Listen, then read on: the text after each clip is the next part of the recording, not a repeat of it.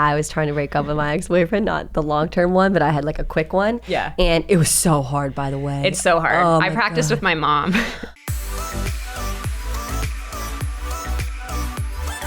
Hi guys, it's Katie Austin here, and welcome back to Austin AF. Today, the AF stands for a few different things. We're trying to think of like what the F could stand for. And in this episode, we're talking all about breakups. So Austin and friends, because I have my girl Kendra from the Breakup Bestie coming in to talk all about her advice for breakups. Austin and feelings, Austin and frickin' getting over your ex. So if you guys are going through a heartbreak or you're breaking up with someone else or you're thinking about it, this is going to be a perfect episode for you guys to listen to. Also, even for someone like me who is happily in love in any relationship, for some reason, I find talking about breakups so intriguing. And I think it's because we've all gone through heartbreak in our life. We've all gone through hardships, and we've all gone through a breakup. And so I think it really is so interesting to talk about something so universal, because breakups are one of the hardest things ever. And I think we can all relate on so many different levels, but also in this episode, you're going to hear things that you might not want to hear, but things that you need to hear. She is a specialist when it comes to emotions and actions on how you should, unfollow your ex on social media, not text them happy birthday, text your ex happy birthday. And so like little things like that, some actions that she's going to tell you guys to do or not do. On that note, before she comes into studio, I wanted to kind of rewind and talk a little bit about my past relationships very, very briefly here and kind of just understand where I'm coming from. I think every single person that I've dated plays a very important part of my past and my life. And that doesn't matter if you date someone for a month or you date someone for 20 years. I think, one person can make a very big impact on your life and who you're going to date next. And every single person you date for a reason. You date to learn stuff, what you do and what you don't like about your significant others and who you want to spend the rest of your life with. So for me, I had a 5-year, 4.5-ish long-term relationship with this guy from my freshman year of college to a year out of college. And when he broke up with me, it was probably the hardest 2 years of my entire life. It's funny because I had a really, really, really bad heartbreak and a really bad breakup. And then my second boyfriend actually was like the day I broke up with him, I was over him. I just felt bad that I broke up with him. So I have 2 different breakups and 2 extremely different experiences with guys. But what I will say, and I'm not sure if we're going to get into this in the episode at all, but one thing that I wish I really, really didn't do, and if I had to go back and tell myself not to do, is when I got out of that 5-year relationship and I was so heartbroken, I went to the next boyfriend almost immediately to make him jealous. I knew he was with another girl, and I carried all my baggage from that first relationship into the second, and I never got to fully get over my first boyfriend of 5 years because I tried to brush it under the rug with a new boyfriend and think everything is fine. So when I broke up with my second boyfriend, I still had all that trauma and, all that baggage from my first boyfriend that I had to actually sit down and get over when I got to be single. So, before I have my current boyfriend now, I was single for 2.5 years and I learned so much about myself. And I finally got to that stage in my life where I was so content by being single. And that takes so long to get to. So if you're in that stage right now where you're still getting over your ex, I think this episode is going to be amazing for you guys. That's just a little bit about my background. And I'm sure I'll bring it up again because don't we all just love talking about our exes? And without further ado, I am going to now introduce you guys to Kendra. All right, you guys, Kendra is in studio with me. I'm so happy that you are here. I said this on my Instagram earlier, but I usually prompt my Instagram and my followers, like who's coming on that week. You got the most response by miles. I'm not surprised. Breakups are such a tough topic. Yes, and they're so universal. I think everyone in the world goes through them. It's like something that everyone can relate to and talk about.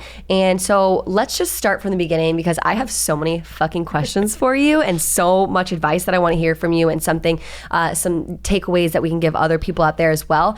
But how did you get started in being a breakup specialist? Yeah, it's so funny because if you asked me like 5 years ago, I would have never thought that I would be like a breakup coach, but I did corporate wellness in my early 20s, and then I did sobriety coaching in my mid 20s. So I've always been like in a coaching realm. And then I went through a breakup 6 years ago, and it was like the breakup to end all breakups, like the one where I had no idea how I was going to get through it. Like curled up in the fetal position, couldn't stop crying. And I had gone through breakups in the past, but I had either jumped into a new relationship or like drank my way away from the pain. I'd never like actually gone through a breakup. And so at that point 6 years ago, I said, I'm gonna just commit to figuring out how to go through a breakup in a healthy way. So I like bought every book. I started asking women that I like barely knew, like, can you get coffee with me and just like tell me how I do this? So through that process, it was about a year of healing. I gathered all these resources and like all these tips and writing assignments, and I became like the go-to person in my social circle for people that are going through breakups. And then in like 2017, I was trying to figure out what I wanted to do with my life. And my now husband asked me, what do you like to do? And I was like, this is weird, but I really like talking about breakups. I'm happily in love with you, but this is what I feel very passionate about. So I started an Instagram account in 2018, and I was like, I'll start an Instagram account. Like, what's the worst that could happen? And I just started talking about it, and the feedback was incredible. So I started as just an Instagram, and then it moved to a blog, and then a course, and then coaching, and now a podcast. And so it just kind of evolved into being like a full-time thing. Wow. Yeah. And it's funny because you say you were crying and it was the worst time going through that breakup, but now you are happily married and you're pregnant. Congratulations. Yeah, thank you.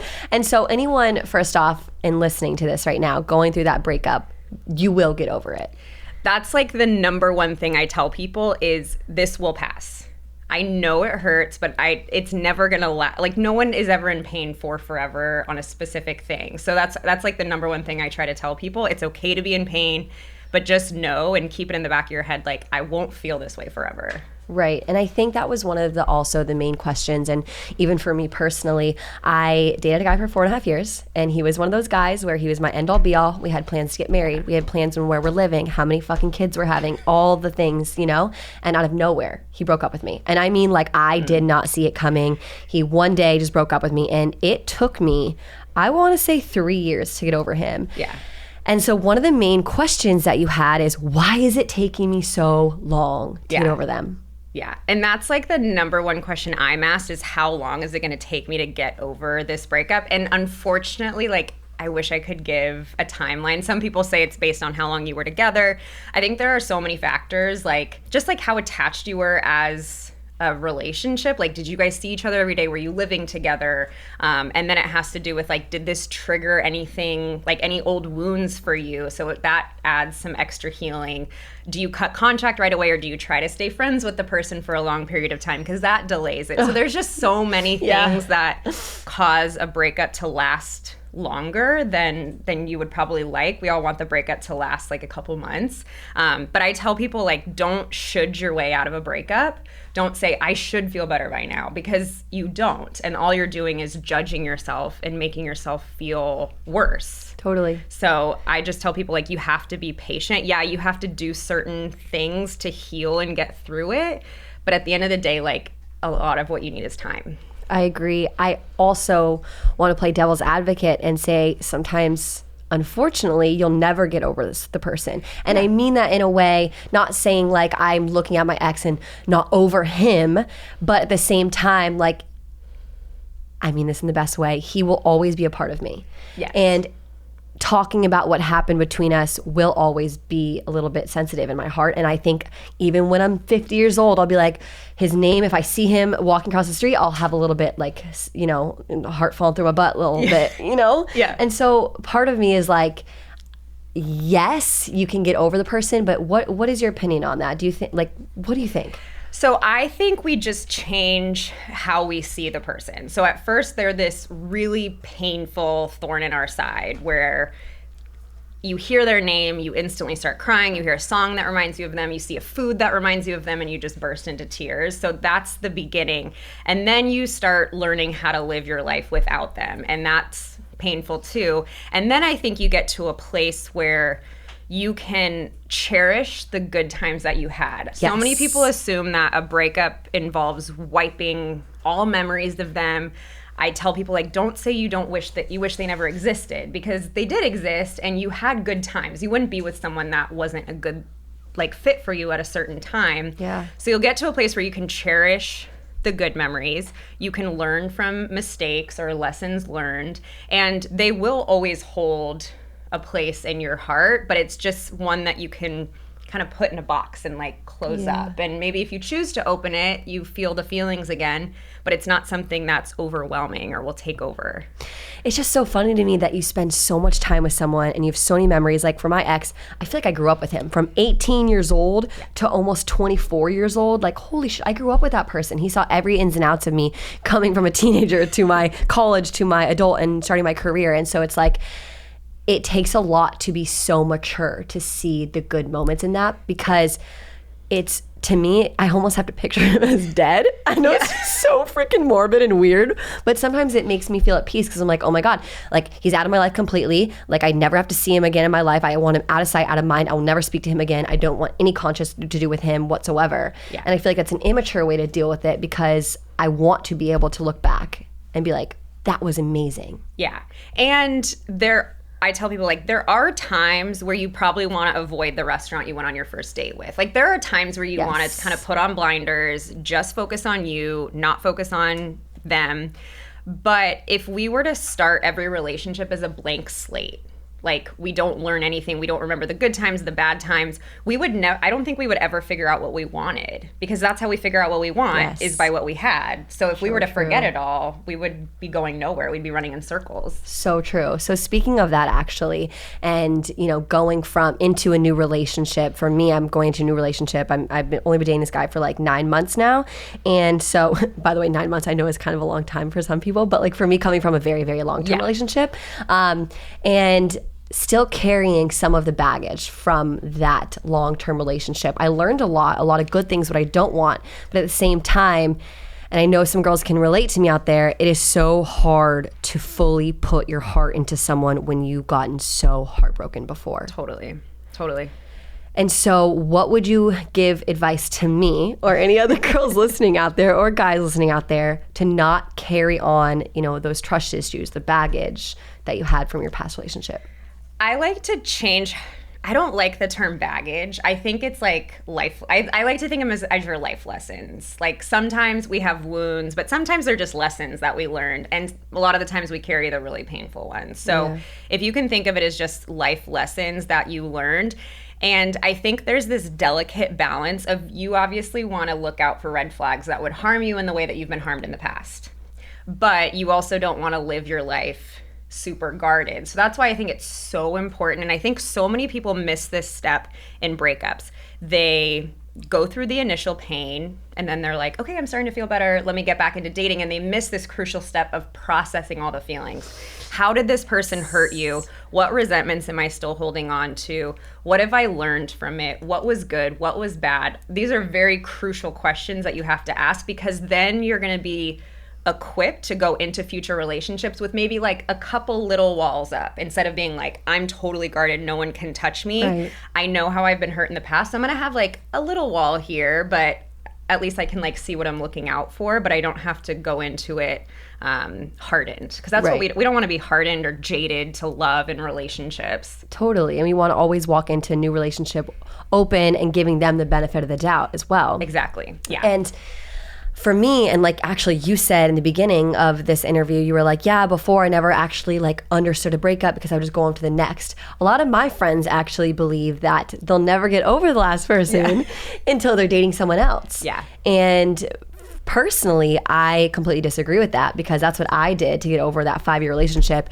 And it actually made me just like totally, carry my emotions for way longer and never be fair to my new boyfriend, because I was never over my last. Exactly. And so what advice would you give to someone who just got a relationship and like starting to dating right away?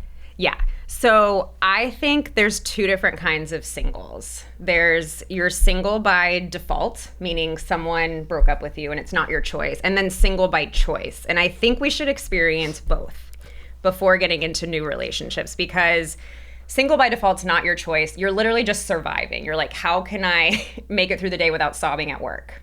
Then you want to move to a place where you can learn how to like your life single. Because I think relationships are, and I'm sure you experience this spending time single, relationships are so much more fulfilling after you've liked your life single. Cannot harp on that enough. I literally, if I could just blast that a million times over again, yes. Yeah.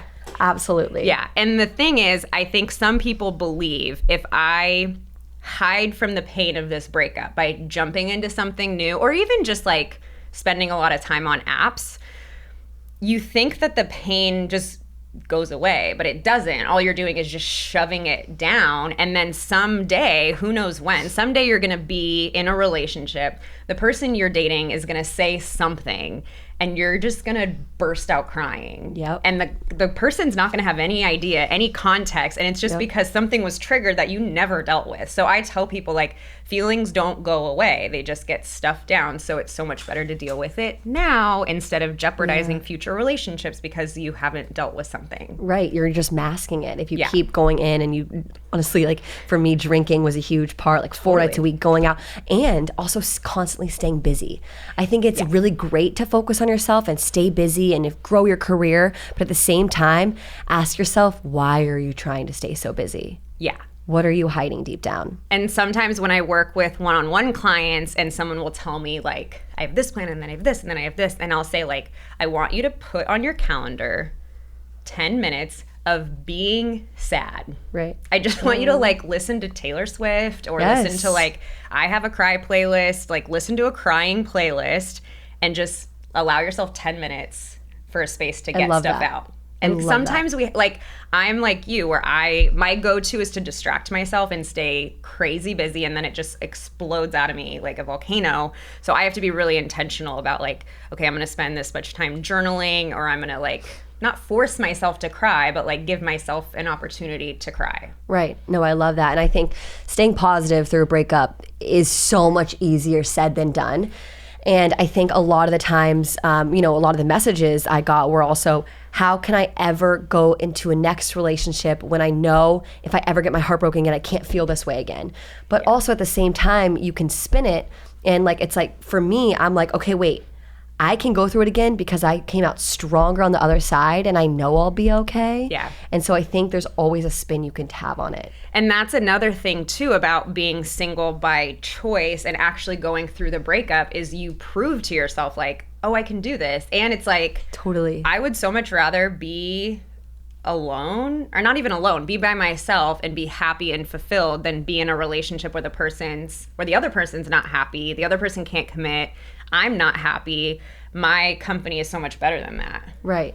Speaking of people who can't commit, I mean, I feel like we've gotten so many questions from, like, not to specify an age group here, but I have a lot of, like, 18 to 25-year-olds, and, the guys can't commit to you. Yeah. And I just want to hear your take on some of these scenarios that people are going through. And, if you're with someone for 6 months, this actually is happening to one of my friends. Okay. And it's actually the opposite. So it's a guy and the girl won't commit. So basically, she won't commit to him, but together for 6 months.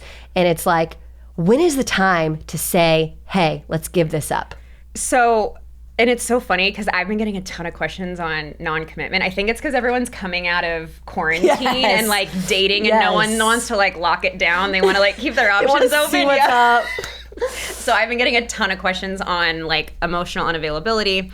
So in that situation, I think most of the time we're afraid to have the conversation, like, what are we? Because we don't want to hear the answer. We're so afraid that the answer is going to be like, I don't want to commit. And then we have to make the decision to stay where we're not going to get what we want, or to have to walk away. Yeah. So many people just don't have the conversation. I call it a temperature check. Like, take a temperature check. Where are we at? How are you feeling? And then you have to make the decision, am I going to stay where I'm not getting what I want? And what I tell people, if you choose to stay, you have to choose to stay the rest of the time, because you can't stay assuming someone is going to change. That's the thing. People wait around for so long thinking someone is going to change. And they may change, they may not, but like you cannot wait around. And I have found that with people who are emotionally unavailable, they can't do the work to change that about themselves if they're in a relationship. Like, they need to go off and do their own thing to figure out what's keeping them from being able to commit. And so it's like, you're not going to do it for them. Right. I used to think I was the queen of emotionally unavailable relationships. And I used to think, like, if I can get them to change their mind, that means I'm amazing, you know? And it's like, it doesn't matter. It doesn't matter how good someone is, how pretty, how successful, how smart. They're not going to change their mind. So what is your opinion on the excuse of right person, wrong time? I think right person, wrong time is wrong person. I completely agree with you. And I think there's going to be a lot of devil's advocates that are going to be like, no, it was too hard, long distance, blah, blah, blah. I truly think if you want to be with someone, you will be with that person. Yeah. And it's interesting because my husband is actually someone that broke up with me. And so he could not commit to me emotionally. So we broke up. We didn't see each other for a year and a half. Like, we went... Whoa. Yeah. We went like complete no contact, didn't speak, didn't see each other. And then a year and a half later, when I was with someone new, he like came back into my life. And so I'll use that as an example. That was, even when we were together before, it wasn't right person, wrong time, because we were two different people. Like, we both had to have that year and a half apart, because we changed and then we came back together. So I still think that's two different people, if that makes sense. No, that totally makes sense. So your opinion on getting back with an ex. Yes. Actually, you would agree with getting back with an ex. I'm a huge believer in, you've already read that book, you know how the chapter ends, don't freaking do it. But in your case. Yes. But what I tell people is, I did not break up. We did not go through the breakup. I never thought I would see him again. Never thought I would see him again, let alone want to get back together. He asked me to get coffee after we did not exchange one text, one phone call, did not see each other's face one time from the moment he broke up with me until then. I thought he was going to tell me he was like sick or dying. Like, I thought like 25 different things that he was going to tell me before I thought he was going to tell me he wanted to get back together. Oh my gosh. So basically what you're saying is you didn't sit there for a year and a half and have any hope and still dream of him. You were like, okay, that person is not in my life anymore. So it's a little different than when you break up with someone, you're like hoping and wishing in the back of your mind that you're going to get back together. Yeah. And I tell people to keep 4 things in mind if they want to get back together with an ex. The first one is, go back to why you guys broke up in the first place. So if it was cheating or something like that, you have to remember that. It's so easy to forget the bad things and just hang on to the good. So really focus in on what happened. The second thing is, consider how much time has passed. If someone cheated on you and then 3 weeks later they're like, I've changed, they have not changed. So you have to consider how much time has passed. Has that given enough time for anything to have changed? And then you also have to consider, what frame of mind are you making that decision from? If you're making the decision to get back together with someone just because you miss them and you feel uncomfortable and in pain without them, it's not the right decision to make. For me, I was so well past it, and I thought, this is going to bring value to, if anything, it's not like, he's not my missing puzzle piece. I'm like a complete puzzle. He's just going to add on to that. And then the last thing is, talk to your friends and family. And I know you talk about that, like, as a red flag is like, if your friends and family have good insight, they're on the outside. So I asked all my friends and family, what do you think? And if someone said like, no, that guy was awful, would never get back together with them, I would have listened to that. That's a huge one, to always listen to your friends and family. I say it a million times over again. But the first thing you mentioned is the why you break up. I'd like to talk about cheating, because you mentioned it. And when I prompted my Instagram followers about it, honestly, like sadly, like 30% talked about cheating. Yeah. And how hurtful it is. And I've been cheated on. And It is really, really hard to come back and trust someone after cheating. Absolutely. What would be your best advice for any girl listening on how to trust a person again? Not, because I don't believe in going back with someone who cheated on you. No. That's Never. just out of the question, you guys. Yeah. I'm sorry, but no, please do not do that. I don't. It's an obvious red flag. But how do you trust the next person? Yeah, and this one is, I want to be careful when I say this because it's a very fine line of me telling you to learn your lessons versus like blaming anyone, because no one has ever done anything that makes them deserving of being cheated on. Like, I'll just say that. It was, right. I don't care if it's like you didn't dress a certain way or you didn't like have sex, and it's like no one ever did anything to deserve to be cheated on. However, I think if most people were to look back and say, what were some indications, like, there were some, Absolutely. Yeah. And by the way, women have intuition. Females know what the fuck is going. They have gut feeling. Always listen and trust your gut. And at the same time, if you think something is skeptical, in my opinion, that person's giving you a reason to not trust them. And so always go with your gut there at the same time. But I will say, in now my current relationship, we don't have any trust issues whatsoever. I don't think he would ever like cheat on me. But like, going into that new relationship, like now we're like 8-9 months in and it's fine. But like, I would say the first 2-3 months, I was like skeptical. I was like, okay, Katie, he's not your ex. Yeah. He's not going to do anything. And so it does take time to realize that not every guy's like that though. Exactly. And what I will tell people is, especially with such a big betrayal like cheating, because you're already going through a breakup, but then you have to add on like this huge betrayal. So that's another added layer of what you have to heal from. I would really advise people to work with a counselor or a therapist or someone to help work through those wounds and that trauma, because otherwise it's going to be taken out on whoever you date next. I completely agree with that. Another huge question that you got also is dealing with, because we're talking about something else, so like getting broken up with, but another huge thing a lot of people go through is having the guilt of breaking up with someone else. Yeah.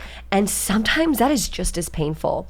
So what advice would you give to someone who is trying to break up with someone else or just did and feel horrible? Yeah, so I love talking about this because I don't feel like it's talked about enough. And Completely I can't agree. tell you how many messages I get from people that say that they don't feel like they deserve to be hurt because they were the ones that ended it. So I just want to say, like, no matter how you went through the breakup, like, you deserve to heal. You deserve to mourn. You can be in pain. I don't care what the circumstances. And there have been times in the past where I had to break up with someone and I almost wished the opposite. I would love to have turned the tables because I didn't want to end it. So, and that's also something to consider for someone that got broken up with. I tell people, like, it's not easy to end a relationship. So don't think that someone did it callously or they didn't feel anything, because it is really painful.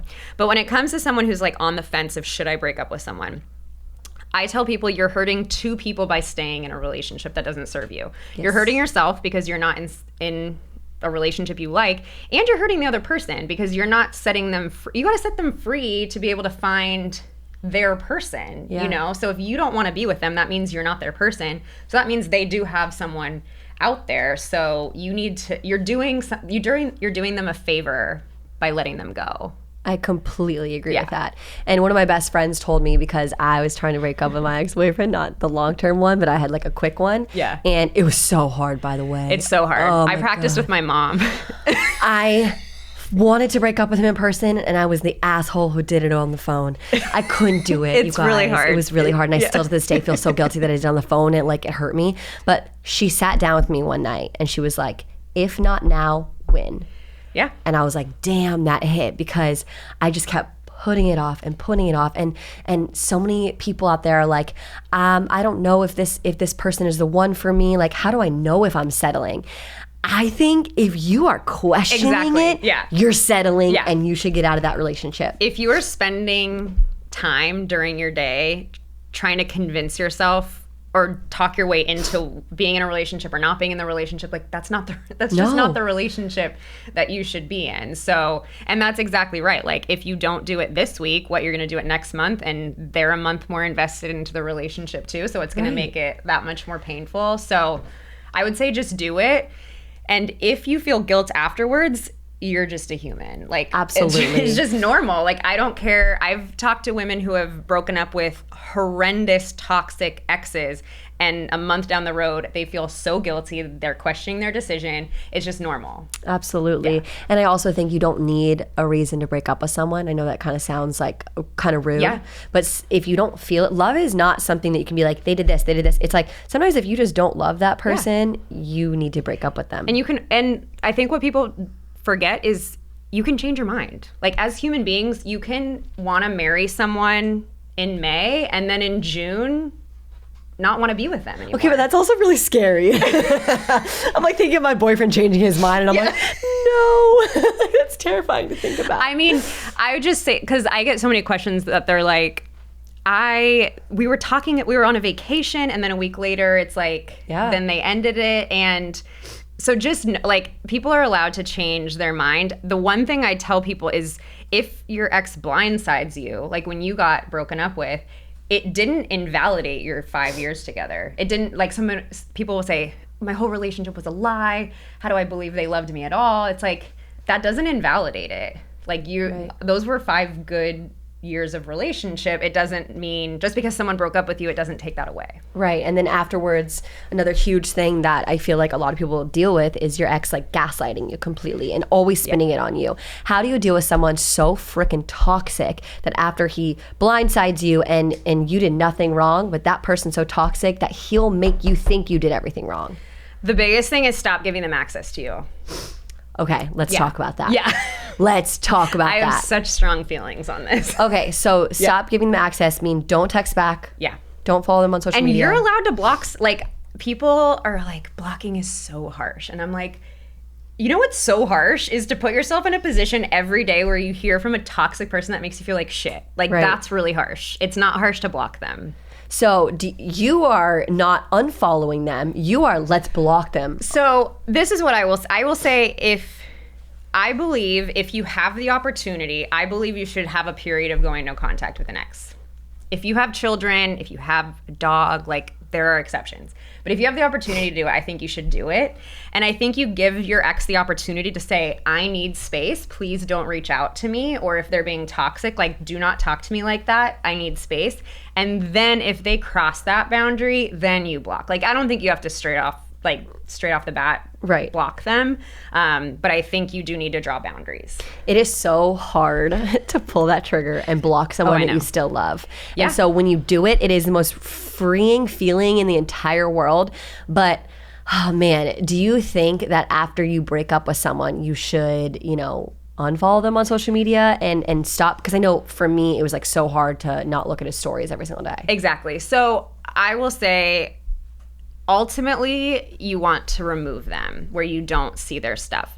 However, I know that's really, really hard. So at the very least, mute everything. That way, you're not going to be blindsided. Like, you're not just going to be scrolling and then all of a sudden they pop up. Then at least you can be like, okay, I'm going to their page. I know what I'm getting myself into. Right. Like, I know this is going to hurt. So mute and then try to progress from there. But it's so hard to look at their stuff on social media because I tell people no matter what you see, it's gonna hurt. If they're happy, it's gonna hurt. If they're sad, it's gonna hurt. If they're posting nothing, it's gonna hurt. If they're posting a ton, it's gonna hurt. Like, there's either way. It's a lose-lose for you. Totally. Yeah. Really, really vague, broad question here. Okay. But without kids, without a dog, do you believe you can be friends with someone that you were once in love with? It's a tough one. I think if enough time has passed, yes. I think if you can get to a point of being almost indifferent about your relationship, then yes. Personally, I'm not friends with any exes. I have a very firm belief that I have a lot of really good friends, and someone that broke my heart or I had a relationship with, like, does not need to be included in my friends. I completely agree. So there's so many people out there. Why do you need to be friends with that person? Yeah. I also think we got this question. It was like, my boyfriend is still good friends with his ex. Yeah. How should she feel about that? She doesn't like it. Personally, I wouldn't either. I wouldn't either. Okay. Yeah. No, so again, this is a fine line of like, you don't want to like come into a relationship like guns blazing, right, cut people out of your life. I think you can be honest about how it makes you feel and use like I statements. Like, the fact that you're still friends with your ex makes me feel really uncomfortable and makes me feel jealous. And then just like leave it at that. If I believe like if there's someone that like is really invested in your relationship, like they will respond accordingly, whether that's okay, I won't talk to them anymore, or that might mean like, why don't you come, like make it more transparent basically. Right. So make it so it's more comfortable for you. But I think the first step is always being honest about how it makes you feel. Yeah, I totally agree. Okay. So I want to know a few things that you can literally physically do to help get over someone. Yeah. Very broad. No. I'm a huge advocate of journaling. Like, I think if you're going to pick up one habit from a breakup, it should be journaling every morning for like 10 minutes and just dumping out what you're feeling. And it doesn't have to make sense. It just is like getting what's in your heart and in your head down on paper. I tell people to write gratitude lists every day. And I know that's like can sound cheesy, but when you're going through a breakup, it's so easy to forget that you have other good things. Like automatically you're like, my job sucks, my friends suck, where I live sucks, like how I look sucks, just everything. But we forget that all we lost was a relationship. We didn't lose ourselves, our friends, our job. So I tell people like write a gratitude list to remind you that you have other good things.